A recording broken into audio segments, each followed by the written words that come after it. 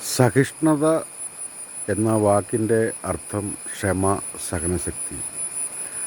സഹിഷ്ണുത എന്ന ആ മനോഹരമായ ക്ഷമ, സഹനശക്തി എന്നർത്ഥമുള്ള വാക്കിനൊപ്പം ആ എന്ന ഒരക്ഷരം ചേർന്ന് കഴിയുമ്പോൾ അത് അസഹിഷ്ണുതയായി മാറും.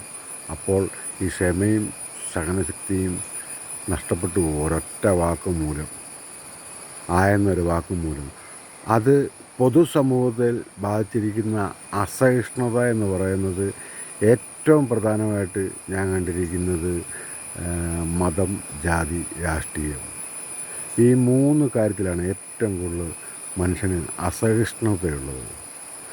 മറ്റുള്ള അസഹിഷ്ണുത അസൂയയുടെ മറ്റൊരു ഭാഗമാണ് അസഹിഷ്ണുത.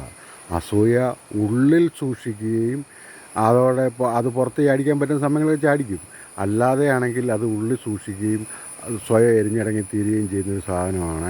നമുക്കൊപ്പം തന്നെ തീരുന്നൊരു സാധനം അസൂയ. പക്ഷേ അസഹിഷ്ണുത എന്ന് പറയുന്നത് ഏത് സമയം ക്ഷമയും സഹനശക്തി ഇല്ലായ്മയാണല്ലോ. അതേത് സമയം പുറത്ത് ചാടാം, വാക്കുകളായും പ്രവൃത്തികളായും പുറത്ത് ചാടാം.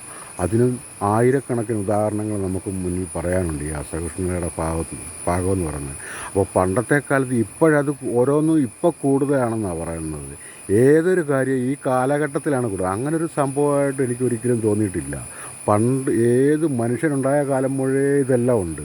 പക്ഷേ അത് ഉള്ളിലിരിപ്പുകൾ പുറത്തു വരാൻ പറ്റുന്ന സാഹചര്യങ്ങളും മറ്റുള്ള പൊതുവായ ഇതൊക്കെ കുറവായിരുന്നു അന്ന് മനുഷ്യനെ സംബന്ധിച്ച്.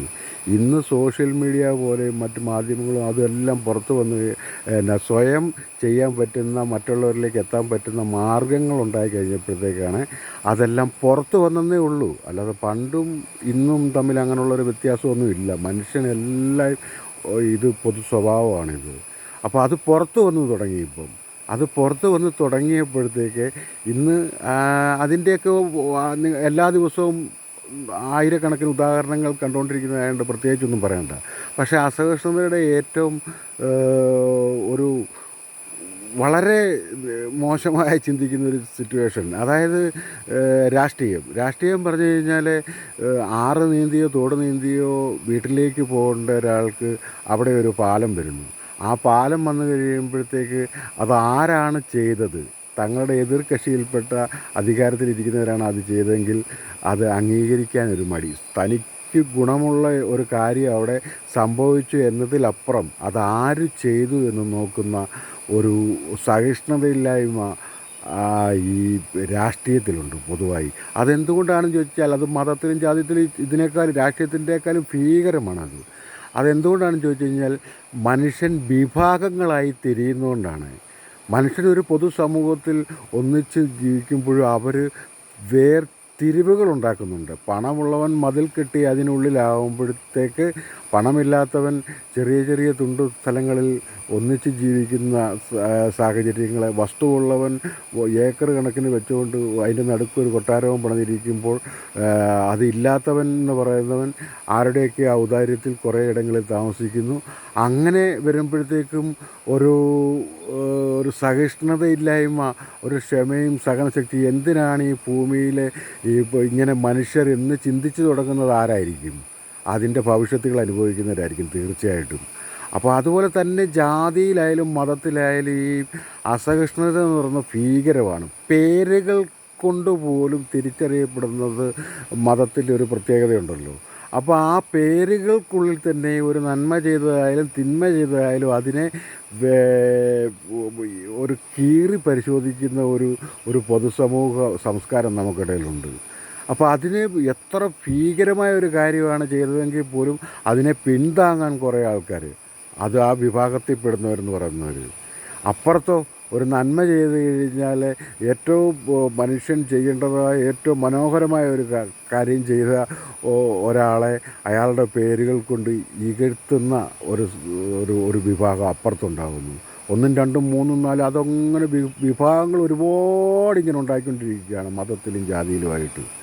അപ്പോൾ അത് ഒരു ഉച്ചഭാഷണിയിൽ കൂടെ കേൾക്കുന്ന പാട്ടുകളും അല്ലെങ്കിൽ ബാങ്ക് വിളിക്കുന്നു പറയുന്ന സംവിധാനം, അല്ലെ രാവിലത്തെ സുപ്രഭാതവും, ഇതെല്ലാം കേൾക്കുന്ന എൻ്റെ ചുറ്റുപാടുകൾ ഇതെല്ലാം ഞാൻ കേൾക്കുന്നുണ്ട്.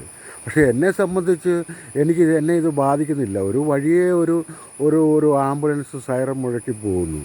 അതിൻ്റെ ആ സമയം കൊണ്ട് അത് തീരുന്നു. അതിനപ്പുറത്തേക്ക് അതിന് യാതൊരു ഇതും ഞാൻ കാണുന്നില്ല. പക്ഷേ അത് ഞാൻ ഏതെങ്കിലും ഒരു വിഭാഗത്തിൽപ്പെടുന്ന, ഞാൻ മനുഷ്യ വിഭാഗത്തിൽപ്പെടുന്ന ഒരാളാണ്, മനുഷ്യവർഗത്തിൽപ്പെടുന്ന ഒരാളായതുകൊണ്ടാണ് എനിക്കങ്ങനെ ചിന്തിക്കാൻ പറ്റുന്നത്. പക്ഷേ അതിൻ്റെ നേരെ എതിർഭാഗത്ത് നിൽക്കുന്ന ഒരു വിഭാഗത്തിന് അത് ഭയങ്കര അസഹിഷ്ണുത ഉണ്ടാക്കുക, എന്തോ ഒരു ഇറിറ്റേഷൻ, അതായത് ഒരു അസ്വസ്ഥത ഉണ്ടാക്കുന്നു. അതെന്തുകൊണ്ടാണ് സംഭവിക്കുന്നത്? വിഭാഗങ്ങളായി മാറുന്നത് കൊണ്ട് മാത്രമാണ്. അവിടെയാണ്. എന്നാൽ താൻ ഏതെങ്കിലും മതത്തിൽ വിശ്വസിക്കുകയോ രാഷ്ട്രീയത്തിൽ വിശ്വസിക്കുകയോ അതൊക്കെ ഓരോരുത്തരുടെ താല്പര്യത്തിനനുസരിച്ച് ചെയ്തോട്ടെ. പക്ഷേ അതിൽ നിന്നുകൊണ്ടൊരു മനുഷ്യനായി ജീവിക്കാൻ എന്തുകൊണ്ടാണ് ആൾക്കാർക്ക് പറ്റാതെ വരുന്നത്? അപ്പോൾ ഈ തിരിവുകൾ ഉണ്ടാക്കുന്നത് അധികാരക്കൊതി മൂത്തതും ധൂർത്തും ജീവിക്കാൻ ആഗ്രഹിക്കുന്നതും പണിയെടുക്കാതെ തന്നെ യഥാർത്ഥത്തിൽ പറയേണ്ടതായ ഒരു വിഭാഗം ആൾക്കാർ ഇവിടെ ഇരുന്ന് ഇതിന് മുകളിലിരുന്ന് കരുക്കൾ നീക്കുക എന്ന്, അതൊരു പൊതുസമൂഹത്തെ വീടുകളിൽ നിന്നും വിദ്യാലയങ്ങളിലേക്ക്, ഞാൻ പലപ്പോഴും പറയാറുള്ള പോലെ ഏതൊരു ഇതിലേക്കും അതിങ്ങനെ വ്യാപിച്ചുകൊണ്ടേയിരിക്കുകയാണെന്നുള്ളതാണ്. അപ്പോൾ ഈ അസഹിഷ്ണുത എന്നത് സ്വയം ഒരു വ്യക്തി എന്ന നിലയിൽ അത് ചിന്തിച്ച് അതിൽ നിന്നും പുറത്ത് കടക്കാൻ നമുക്കായി കഴിഞ്ഞാൽ നമ്മൾ മനുഷ്യൻ്റെ മറ്റൊരു രൂപം കൂടെ നമ്മൾ സ്വീകരിക്കുകയാണ് അവിടെ സംഭവിക്കുന്നത്. അത് നിസ്സാരമായ കാര്യമാണ്. എന്തിനാണ്? എല്ലാവരും ജീവിക്കട്ടെ, അവർക്കിഷ്ടമുള്ള ആശയങ്ങളും. പക്ഷേ അത് മറ്റൊരാളിലേക്ക് അടിച്ചേൽപ്പിക്കാനോ തൻ്റെ വിഭാഗത്തിൽപ്പെടുന്ന ആളല്ല എന്നതുകൊണ്ട് അയാളെ ഇല്ലാതാക്കാനോ അപമാനിക്കാനോ ശ്രമിക്കുന്ന ഒരു അസഹിഷ്ണുത, ഞാൻ മുൻപ് സൂചിപ്പിച്ചതുപോലെ തന്നെ പേരുകൾക്കിടയിൽ തന്നെ ഉണ്ടാകുന്ന ഒരു അസഹിഷ്ണുത. ഒരു കുറ്റകൃത്യം ഉണ്ടായി ഒരു വാർത്ത വന്നു കഴിഞ്ഞാൽ 8 പേര് പ്രതികളാണെങ്കിൽ അതിൽ എത്ര പേര് ഇന്ന വിഭാഗത്തിലുണ്ടെന്ന് നോക്കുന്ന ഒരു അതിമോശം എന്ന് പറഞ്ഞാൽ തീർത്തും മാലിന്യം നിറഞ്ഞ ഒരു മാലിന്യ കൂമ്പാരമായ ദുർഗന്ധം വമിക്കുന്ന ചിന്തകളുള്ള മനുഷ്യനാണ് അത്രയ്ക്കും ഭീകരമായ ഒരവസ്ഥയിലേക്ക് എത്തുന്നത്. എന്തിനാണതെന്ന് ഒരു നിമിഷം ചിന്തിച്ചാൽ ഈ ഭൂമിയിൽ മനോഹരമായി സന്തോഷത്തോടെയും സ്നേഹത്തോടെയും സഹകരണത്തോടെയും ജീവിച്ച് മരിച്ചു പോകേണ്ടവരല്ലേ, എല്ലാ ആനന്ദങ്ങളും അനുഭവിച്ച് മരിച്ചു പോകേണ്ടവരല്ലേ എന്ന് ഒരു നിമിഷം നമ്മൾ ചിന്തിച്ചു കഴിഞ്ഞാൽ അസഹിഷ്ണുത എന്ന വാക്കിനെ നമ്മുടെ വെട്ടിക്കളഞ്ഞിട്ട് സഹിഷ്ണുത എന്ന ആ മനോഹരമായ വാക്കിനെ നമ്മൾ ഉൾക്കൊള്ളുമ്പോൾ നമുക്ക് ക്ഷമയും സഹനശക്തിയും ഉണ്ടാവും. അപ്പോൾ എല്ലാത്തിനെയും അംഗീകരിക്കാനും നമ്മളിലേക്കുള്ള കടന്നുകയറ്റങ്ങളോ അല്ലെങ്കിൽ മറ്റുള്ളവരിലേക്കുള്ള കടന്നുകയറ്റങ്ങൾ ഇല്ലാതാകുന്ന ഒരു സമൂഹം ഉണ്ടാവട്ടെ. അതിന് വീടുകളിൽ നിന്നാണ് അതിൻ്റെ ആദ്യത്തെ ബാലപാഠങ്ങൾ ആരംഭിക്കേണ്ടത്. പിന്നെയാണ് വിദ്യാലയം, അവിടുന്ന് പൊതുസമൂഹവും തൊഴിലിടങ്ങളും, അങ്ങനെ ഓരോരോ തട്ടുകളായി മനുഷ്യൻ പോകുന്നു. എല്ലാത്തിൻ്റെയും ഉപരി എന്ന് പറഞ്ഞാൽ ആനന്ദമാണ്.